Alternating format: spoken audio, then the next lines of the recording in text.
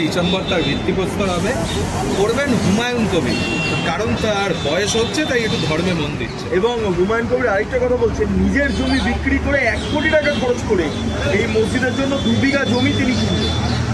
দেখুন, এই যে 1 কোটি টাকার প্রজেক্ট করবে কি 10 কোটি টাকার প্রজেক্ট করবে, তার একটা একান্ত ব্যক্তিগত ব্যাপার। এবার মসজিদের নামকরণ কেউ বাবার নামেও করতে পারেন, কেউ ইসলামিক স্কলারদের নামেও করেন, কেউ এলাকার নামেও করেন, বিভিন্নভাবে করেন।